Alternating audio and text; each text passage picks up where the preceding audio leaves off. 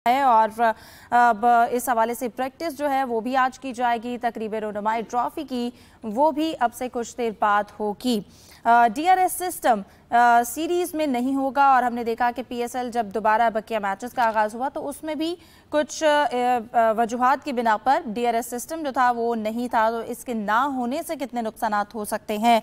फिर पीएसएल 10 मुकम्मल हुआ और तमाम ही जो टीम्स हैं उनके प्लेयर्स ने उस अपने मैचेस को जीतने के लिए बहुत डेडिकेशन के साथ खेल पेश किया। लेकिन एक जानिब जहां पर डेडिकेशन शो की गई वहीं पर उस डेडिकेशन के हवाले से कहीं तनकीद भी की गई। इस डेडिकेशन को पैसे का कमाल भी करार दिया गया। तो इन तमाम मौज़ूआत को डिस्कस करने के लिए हमारे साथ स्टूडियो में मौजूद हैं जाहिद मकसूद साहब, यूसुफ अंजुम और हमारा साथ दे रहे हैं सलीम खालिक साहब भी।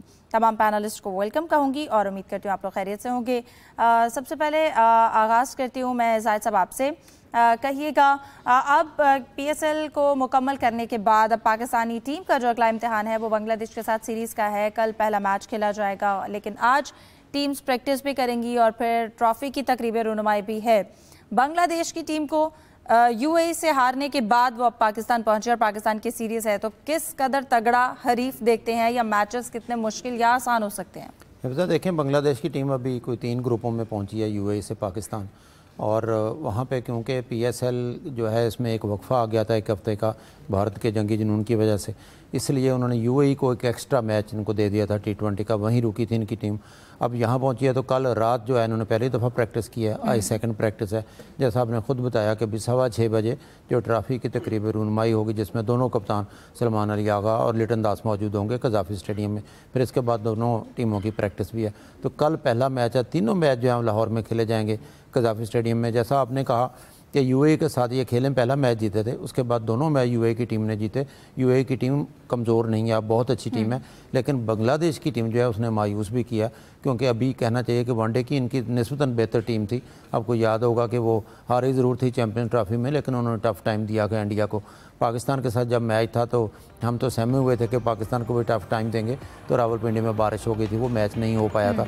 लेकिन उस मैच में काफ़ी अब तब्दीलियाँ हैं, क्योंकि आपको याद होगा कि अब शकीब अल हसन भी टीम में नहीं है, क्योंकि कई सीनियर खिलाड़ी अब टीम में नहीं है।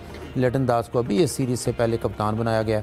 और फिर सीरीज़ में जब यूएई टीम आई थी तो सोमिया सरकार उनके एक अच्छे खिलाड़ी हैं, वो टीम के साथ आए थे फिटनेस मसाइल को लेकर, लेकिन वो फिट नहीं हो सके, इसलिए उन्होंने कोई भी मैच नहीं खेला।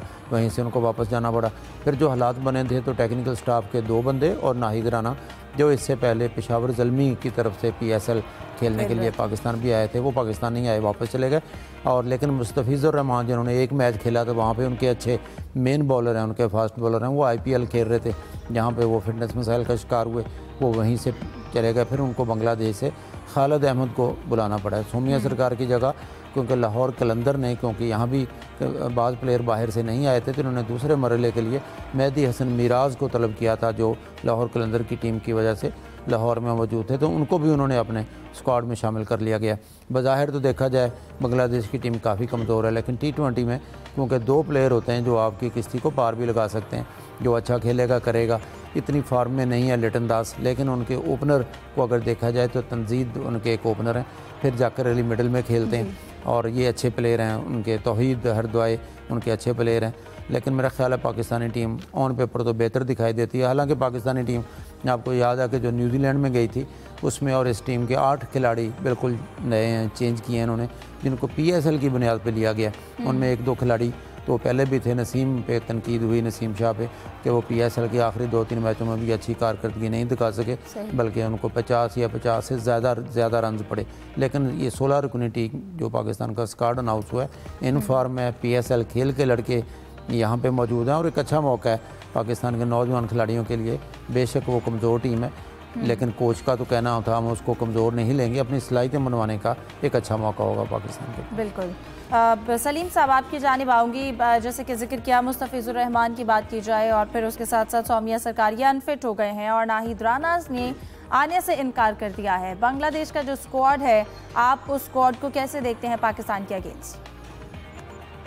देखिए, बांग्लादेश की बॉलिंग लाइन जो है, फास्ट बॉलिंग लाइन, उसमें मसले हुए हैं। उनको उनके कोच जो उन्होंने फिल सिमंस ने कल प्रेस कॉन्फ्रेंस की थी, उसमें भी उन्होंने कहा था, साथ में जो यंगस्टर्स हैं उनसे उन्होंने ये उम्मीद भी लगाई कि वो बेहतर परफॉर्म करेंगे। तस्कीन अहमद भी नहीं है, मुस्तफीज भी नहीं है, नाहिद राना भी बाहर हो चुके हैं। तो टीम वैसे ही बांग्लादेश की भी इतनी स्ट्रांग लग नहीं रही है। शकीब भी नहीं खेल रहे उसमें। उसके बाद फिर ये इंजरीज और जो दस्तबरदारी हुई है, तो ऑन पेपर अगर हम देखें तो बांग्लादेश की टीम कोई इतनी तगड़ी लग नहीं रही। लेकिन हमारी टीम का कोई भरोसा नहीं होता। हमारे सामने अमेरिका भी होता है ना, तो हम लोग हार जाते हैं। शायद इसीलिए जो हमारे नए कोच हैं उन्होंने एक फेस सेविंग अभी से तैयार कर लिया कि देखो भाई, हम कमजोर नहीं समझेंगे। हालांकि इस टीम के खिलाफ तो कहना चाहिए था कि हम पूरा डोमिनेट करेंगे, अच्छा खेलेंगे, लेकिन जो रिसेंटली पाकिस्तान टीम की परफॉर्मेंस रही है, अब सब डरते हैं। क्योंकि अच्छी बात है, इसमें हमने यंगस्टर्स को मौका दिया है और अब यंगस्टर्स को खिलाना भी चाहिए। इस वक्त जैसे हसन और साइम से ओपनिंग कराए, फखर को तीसरे नंबर पर लेकर आए, फिर सलमान कैप्टन है, शादाब है। तो हमारी टीम भी एक यंग है, लेकिन फिर भी हम बांग्लादेश से काफी आगे हैं। बांग्लादेश से हमारी टीम तगड़ी है, हमारी होम कंडीशन है, सारे लड़के इधर ही लाहौर में भी मैचेस वगैरह खेल कर आए हैं। तो हमें एडवांटेज हासिल है, हमें ये सीरीज जीतनी चाहिए बिल्कुल। और इसके लिए यही है कि अब जिस तरह बात की थी सलमान अली आगा ने, जो पिछली सीरीज में कैप्टनसी की थी न्यूजीलैंड में, उन्होंने एक ही बात बार बार वो बोलते थे, बेखौफ क्रिकेट खेलेंगे, बेखौफ। तो बेखौफ क्रिकेट खेलनी है तो अब खेलें। और कोच कह रहे हैं कि अकल के साथ खेलना है, तो ठीक है, अकल के साथ भी बेखौफ क्रिकेट खेली जा रही है। क्योंकि लाहौर में हमने देख लिया कि अभी जो PSL के मैचेस हुए थे, 200 रन भी सेफ नहीं है यहाँ पे।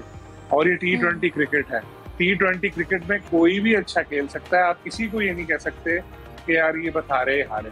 T20 में कोई भी टीम कभी भी अच्छा खेल सकती है। तो बांग्लादेश को डरने वाला नहीं समझना पड़ेगा पाकिस्तान को। न्यूजीलैंड की सीरीज याद रखनी चाहिए, अमेरिका के साथ हारे वो याद रखना चाहिए, और अपनी मुकम्मल स्ट्रेंथ के साथ खेलकर एक अच्छी परफॉर्मेंस पेश करनी चाहिए। और कम से कम 3-0 से सीरीज जीते हैं, उससे कम तो कुछ एक्सेप्टेबल ही नहीं है, क्योंकि यही बांग्लादेशी टीम अभी चंद दिन पहले UAE से हार कर आई है। सही। हमने यूसुफ PSL में भी जो नया टैलेंट है उसको आइडेंटिफाई किया है। फिर बांग्लादेश के साथ सीरीज़ में नए टैलेंट को मौका मिल रहा है, लेकिन उनके लिए ये कितना बड़ा इम्तिहान होगा ये सीरीज़ जीतना। बिल्कुल बांग्लादेश को आप तैरने वाला नहीं कह सकते, क्योंकि इससे पहले भी हमारे जो न्यूजीलैंड के साथ सीरीज़ है या US में जो हमारा T20 मैचेस हुए, उनको अगर मद्देनज़र रखें तो देखें, पाकिस्तान और हमसाया मुल्क के दरमियान सियासी टेंशन में जिस तरह के बाद PSL का मुकम्मल होना, उसके फौरी बाद बांग्लादेश की टीम का पाकिस्तान करना, मैं करना पाकिस्तान के हवाले एक ज़बरदस्त इक़दाम है। और यकीनी तौर पर शुक्रगुजार हैं हम बांग्लादेश क्रिकेट बोर्ड के हुकाम का भी। उन्होंने भी पाकिस्तान क्रिकेट बोर्ड के हुकाम की दरख्वास्त पर यह फ़ैसला किया कि उनको पाकिस्तान जाना चाहिए। अब बात की T20 के हवाले से, तो 2026 का वर्ल्ड कप अगले साल होना, क्योंकि उसकी तैयारियाँ जारी हैं। पाकिस्तान क्रिकेट बोर्ड भी ये सोच रहा है कि यंगस्टर को मौका दिया जाए, और इसी बुनियाद पर अब बांग्लादेश की टीम के पास भी यंगस्टर हैं। वो यही चाहते हैं कि अपनी टीम को ग्रूम करें, उनको यंगस्टर को मौका दें। कल तकरीबन 3-3.5 घंटे तक दोनों टीमों ने कज़ावी स्टेडियम में प्रैक्टिस भी की, अपनी बैटिंग की, बॉलिंग और फील्डिंग की खामियों को दूर करने पर उन्होंने तवज्जो भी दी। इस मौके पर दोनों जो हेड कोचेज़ हैं, जैसे ख़ासतौर पर पाकिस्तान के जो नए हेड कोच हैं माइक हैसन, उन्होंने भी बात की। उनका ये कहना था कि T20 फॉर्मेट एक ज़बरदस्त फॉर्मेट है, जिसमें हम किसी भी टीम को कमज़ोर नहीं समझ सकते। पाकिस्तान टीम का ट्रैक रिकॉर्ड माजी में जो भी रहा है, लेकिन अब मैच चूँकि आयोग नई फरियाद होने जा रही है, और मेरा 2 साल का कॉन्ट्रैक्ट है, मेरी सारी तवज्जो ये होगी कि पाकिस्तान की टीम की जो वाइट बॉल की ख़ास तौर पर टीम है, उसको जो आलमी रैंकिंग में बेहतर टॉप पर पोजीशन पर लाया जा सके। उन्होंने कहा कि PSL में जो हमने यंगस्टर देखे, उनको मौका दिया, उनके पास अच्छा मौका कि खुद को आजमाएं, क्योंकि PSL अलग प्रेशर था उसका, बांग्लादेश के साथ सीरीज़ एक अलग प्रेशर होगा। तो अब उनके पास मौका कि अपने आप को जिस तरह उन्होंने परफॉर्म किया PSL में, बिल्कुल उसी तसलसल को जारी रखते हुए अपनी परफॉर्मेंस को दिखाएँ और अपनी टीम में जगह बनाएँ। दरवाजे सब के लिए खुले हैं, बाबर आजम और मोहम्मद रिजवान के लिए भी दरवाजे बंद नहीं हुए। अगर वो परफॉर्म अच्छा करेंगे तो उनको भी आगे मौका मिल सकता है। लेकिन हमें इस वक्त मॉडर्न क्रिकेट के साथ साथ एक स्मार्ट लफ्ज़ उन्होंने इस्तेमाल किया कि स्मार्ट क्रिकेट की बहुत ज़्यादा ज़रूरत है, क्योंकि मॉडर्न क्रिकेट में तो हमने देखा कि छक्के चौके को लोग ज़्यादा तरजीह देने की कोशिश करते हैं, लेकिन स्मार्ट क्रिकेट में उसका फ़र्क ये है कि आपने सिचुएशन के लिहाज से अपनी जो परफॉर्मेंस है वो देनी होती है। सिर्फ जो आपने है बाउंड्रीज़ के ऊपर फोकस नहीं करना, बल्कि जायद साहब आपने विकेट भी बचा कर खेलनी है, और उस वक्त सिचुएशन की जो ज़रूरत है, जो डिमांड है, उसके अकॉर्डिंग खेलना है। जैसा कि अभी यूसुफ ने भी जिक्र किया कि सिर्फ नए खिलाड़ियों का भी इम्तिहान नहीं, हेड कोच है माइक हैसन, उनका भी इम्तिहान है, पहली सीरीज़ है, और उन्होंने जो स्टेटमेंट भी दी है, ठीक है मॉडर्न क्रिकेट के साथ स्मार्ट खेलना भी ज़रूरी है। आपको क्या लगता है उनकी प्लानिंग इस सीरीज में कितनी मैटर करेगी PSL के बाद? देखें, माइक हैसन क्योंकि बड़े अरसे से जो ना इस्लामाबाद यूनाइटेड के कोच हैं, इस्लामाबाद यूनाइटेड ने तो मायूस किया।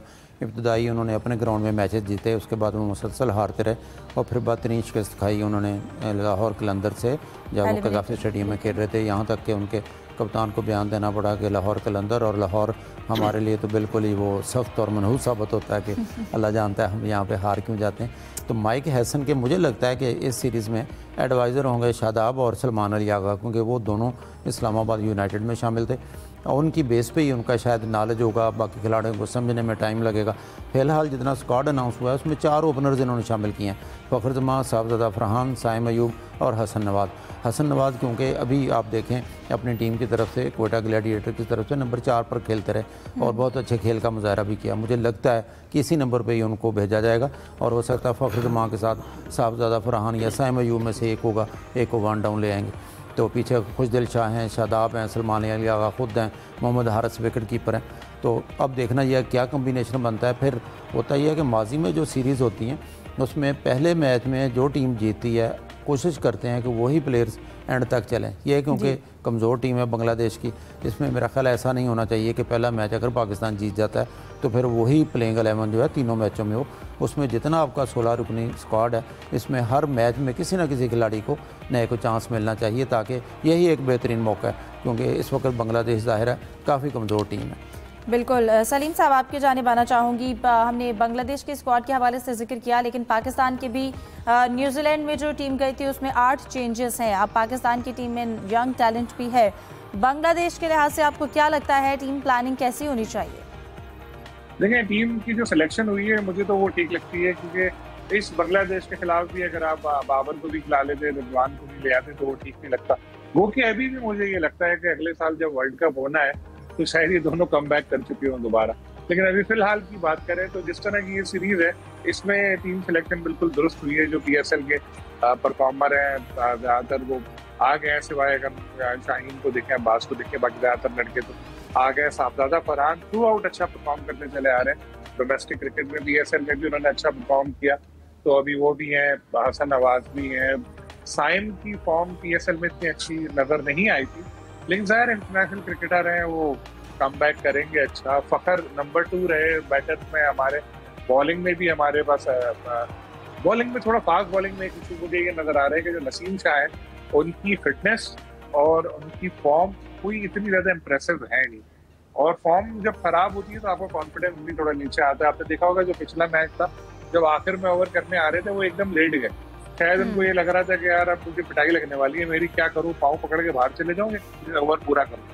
लेकिन वो ओवर उन्होंने पूरा किया और वाकई बड़ी पिटाई लगी थी उस ओवर में उनको।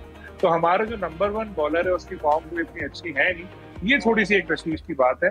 तो यहाँ पर अगर शाहीन होते तो बेहतर रहता, लेकिन शाहीन ने खुद, जैसे मैंने शो में आपको टीम सिलेक्शन के दिन बताया था कि कहा था कि मैं रेस्ट करना चाहता हूँ, किसी यंगस्टर को मौका दे, इसलिए शायद उनको रेस्ट कराएंगे। फिर भी हमारी टीम की इतनी स्ट्रेंथ है कि वो आराम से इनको रेट कर सके। बिल्कुल, और उम्मीद करते हैं कि इसी तरह से सीरीज़ भी खेली जाए, क्योंकि UAE से बांग्लादेश हारने के बाद अब यहाँ पर पहुंची और पाकिस्तान के साथ ये 3 मैचेस की सीरीज़ है, जो कि कल से पहला मैच खेला जाएगा। डिस्कशन को जारी रखेंगे, एक ब्रेक के बाद हमारे साथ रहिए।